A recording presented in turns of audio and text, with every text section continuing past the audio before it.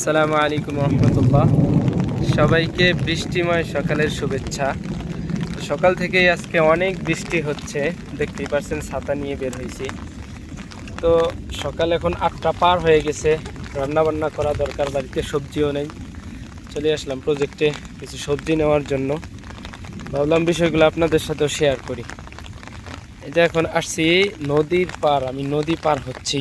এই যে দেখতে পাচ্ছেন নদী, এইদিকে নদীটা পার হয়ে আসলাম। এখন আমরা নদীর পাড়েই হলো আমাদের এই যে পটলের মাচা, ওইখান থেকে আমরা পটল সংগ্রহ করব। পাশে এই যে দেখতে পাচ্ছেন আমাদের হলো ভুট্টার জমিতে যে পাট দিয়েছিলাম, দেখেন ভুট্টার পাটগুলো অনেক বড় হয়ে গেছে। এই যে দেখেন, আপনাদেরকে যদি দেখাই, এই যে ভুট্টার মানে ইয়াগুলো, গোড়াগুলো আপনারা এখনো দেখতে পারবেন। এই যে গোড়াগুলো মাশাআল্লাহ অনেক সুন্দর হয়েছে। তো আমরা এখন পটল খেতে যাব ইনশাল্লাহ, আমাদের সাথেই থাকুন। আল্লাহু আকবার।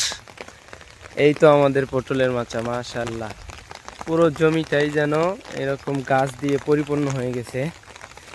দেখেন আপনাদেরকে পটলের সাইজ দেখাই, এই যে পটল ধরছে, মাশাআল্লাহ। দেখেন আল্লাহ তাআলা সৃষ্টি কত সুন্দর, তিনি তেনার বান্দার জন্য কত সুন্দর খাবারের আয়োজন করে রাখছেন, তাও আমরা তেনার দাসত্ব করি না, তেনার গোলামি প্রকাশ করি না। আল্লাহ তাআলা আমাদের সবাইকে বুঝদান করুন। এই যে আমরা এখন এই পটল ক্ষেত থেকে ইনশাআল্লাহ আমরা পটল সংগ্রহ করব। আসলে এখন আমি আমাদের প্রজেক্টের ভিতরে যাব না, কারণ এখন নরম মাটি, প্রজেক্টের ভিতরে গেলে হয়তো বা নরম মাটি পাড়া দিলে সমস্যা হয়। সেজন্য আমি এই যে জমির চারিপাশ দিয়ে ঘুরবো এবং চারিপাশ থেকে যে পটলগুলো পাবো এগুলোই সংগ্রহ করবো ইনশাআল্লাহ। দেখতে পাচ্ছেন আমাদের মোটামুটি প্রায় হাফ কেজির মতো হয়ে গেছে সংগ্রহ, আর অল্প কিছু হইলেই ইনশাল্লাহ খাওয়া হয়ে যাবে। এই যে একবারে দেখেন কত সুন্দরভাবে ধরে আছে পটলগুলো, মাশাআল্লাহ, দেখি মনটা শান্তি হয়ে যায়, অনেক সুন্দরভাবে ধরে আছে। যাই হোক, আমাদের পটল সংগ্রহ মোটামুটি শেষ।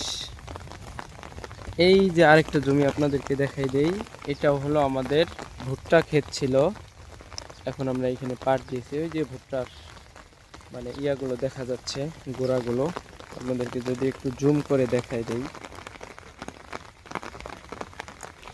এই যে গোড়াগুলো দেখা যাচ্ছে।